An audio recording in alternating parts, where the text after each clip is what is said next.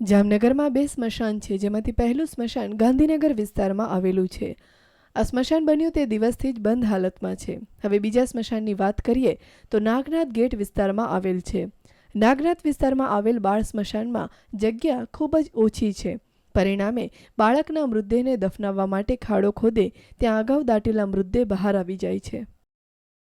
બાળકોનું સ્મશાન છે, અહીંયા અમે દાટવા દઈએ છીએ, એની ના નથી, પણ વાંથી ઓલા સ્મશાનવાળા અહીંયા મોકલી દઈએ, એની ફરજ છે વાં સ્મશાને દાટવા દેવાને, એને ડેલા બંધ કરી દીધા છે, ત્યાં જવાબ નથી દેતા. એ માટે આ છોકરા અમારે કૂતરા કાઢી અને ખાઈ જાય ને બેદરકારીથી માણસ દાટીને વયું જાય છે.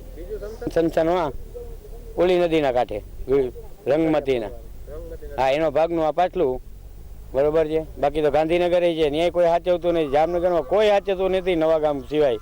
હમણાં એક નાગેશ્વર નનકુ બન્યો છે, કપાતી ગાયું બંધ થઈ ગઈ, એ માટે કૂતરા અહીંયા આવીને ખાઈ જાય છે. સ્મશાન બંધ રહેતું હોવાથી તેના પાછળના ભાગમાં નવા ગામ ઘેડમાં બાળકોના મૃતદેહો દફનાવાયા છે.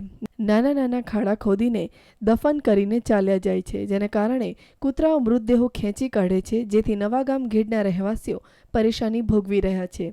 આમ બે બાળ સ્મશાન હોવા છતાં નવા ગામમાં ઘેડમાં લોકો દફન કરે છે. આમ જામનગરનું વહીવટી તંત્ર આ અંગે યોગ્ય પગલાં લે તેવી નવા ગામ ઘેડના રહેવાસીઓની માંગ છે. Bureau report, news online, Jamnagar.